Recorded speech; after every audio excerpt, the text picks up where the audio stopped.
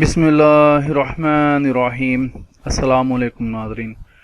تمام تعریفیں اللہ تعالیٰ کے لیے جو اس جہان کا خالق، مالک اور پروردگار ہے، اور لاکھوں کروڑوں اربوں خربوں درود اور سلام اللہ تعالیٰ کے آخری نبی حضرت محمد مصطفیٰ صلی اللہ تعالیٰ علیہ وآلہ وسلم پر۔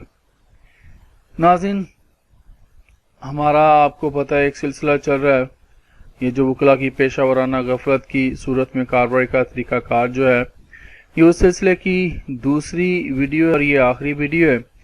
تو اس میں کچھ کویسچنز ہیں، ان کو جاننے کے لیے چلتے ہیں اگلی سلائیڈ پر۔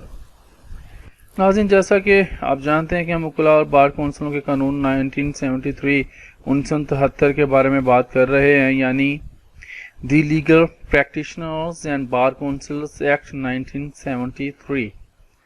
یہ ویڈیو اس سلسلے کی آخری ویڈیو ہے۔ جیسا کہ میں نے پہلے کہا، اس ویڈیو میں ہم چند سوالات کی صورت میں وکلا کے خلاف تادیبی کارروائی، جس کو ہم لوگ ڈسپلنری ایکشن کہتے ہیں، وہ کرنے کے بارے میں بات کریں گے اگر ان کی طرف سے کوئی ان کے پیشے اور اخلاقی اعتبار سے غیر مناسب رویہ اختیار کیا گیا ہو۔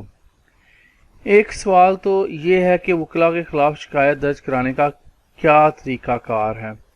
تو اس کا جواب یہ ہے کہ اگر سپریم کورٹ کے وکلا کے غلط رویے کی شکایت کرنی ہو تو پاکستان بار کونسل اور ہائی کورٹ اور ماتحت عدالتوں کے وکلا کی شکایت متعلقہ صوبائی بار کونسلوں میں چیئرمین کے ذریعے کی جا سکتی ہے۔ درخواست میں الزامات سے متعلق ثبوت فراہم کرنے بھی ضروری ہیں۔ یہ شکایت اگر کوئی عام آدمی کر رہا ہو تو درخواست کے ساتھ بیان حلفی اور رسید ادائیگی 10 روپے فیس بار کونسل لگانی چاہیے۔ البتہ متعلقہ بار کونسل بیان حلفی کے متعلق رعایت بھی کر سکتی ہے۔ شکایت موصول ہونے کے بعد ٹریبیونل ایسے وکیل کو کام کرنے سے روک سکتا ہے اور فیصلہ کے وقت اس حکم کو تبدیل یا منسوخ بھی کر سکتا ہے جو یہ ٹریبیونل دے گا۔ اگر بار کونسل کی انضباطی کمیٹی، جس کو ڈسپلنری کمیٹی کہیں گے، درخواست کو مسترد ریجیکٹ کر دے تو متاثرہ شخص 30 دن کے اندر متعلقہ ٹریبیونل میں اپیل کر سکتا ہے، جس کے متعلق ٹریبیونل کا فیصلہ حتمی ہوگا۔ اب اگلا سوال یہ پیدا ہوتا ہے کہ ٹریبیونل تفتیش کیسے کرتا ہے؟ کیا طریقہ کار ہے ٹریبیونل کی تفتیش کا؟ تو یہ جانتے ہیں۔ اس کا جواب یہ ہے کہ ٹریبیونل متعلقہ افراد کی رائے حاصل کرنے کے لیے ایک دن مقرر کرتا ہے، جس کی اطلاع شکایت کرنے والے شخص یعنی متعلقہ وکیل اور صوبے کے ایڈوکیٹ جنرل کو دی جاتی ہے۔ کوئی بھی فیصلہ کرنے سے پہلے متعلقہ وکیل کو وضاحت کا موقع دیا جاتا ہے۔ اگر ٹریبیونل ضروری سمجھے تو شکایت کرنے والے افراد سے ضمانت کے طور پر کچھ رقم کا بھی مطالبہ کر سکتا ہے۔ ٹریبیونل اگر کسی وکیل کے متعلق کارروائی کے بعد اس کے بطور وکیل کام کرنے سے روکنے کا فیصلہ کرے تو اس کا لائسنس ضبط کر لیا جاتا ہے۔ اب ایک اور سوال پیدا ہوتا ہے کہ صوبائی بار کونسلوں کی تادیبی کمیٹی، ڈسپلنری کمیٹی اور ٹریبیونل کو تفتیش کے دوران کیا اختیارات حاصل ہوتے ہیں؟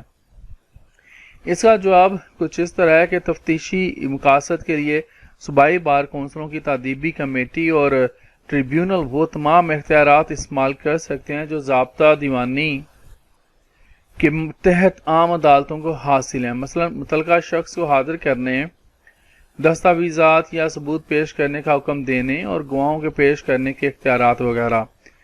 ٹریبیونل متعلقہ فرد یا دستاویزات کو پیش کرنے کے لیے سمن جاری کرنا چاہے تو اس کا اجراء اس عدالت سے کرائے گا جس کے دائرہ اختیار کے تحت وہ کمیٹی یا ٹریبیونل کام کر رہا ہے۔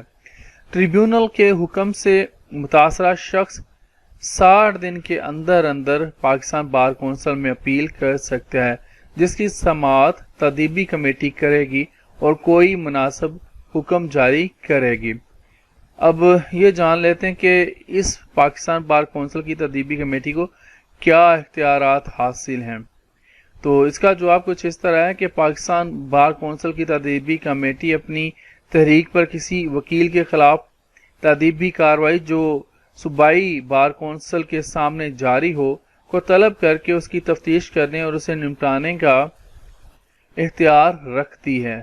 پاکستان بار کونسلز خود بھی کسی وکیل کے خلاف تادیبی कार्रवाई शुरू करने का इख्तियार रखता है। पाकिस्तान बार कौंसिल की तदीबी कमेटी के हुक्म से मुतासरा शख्स 60 दिन के अंदर सुप्रीम कोर्ट में अपील दायर कर सकता है।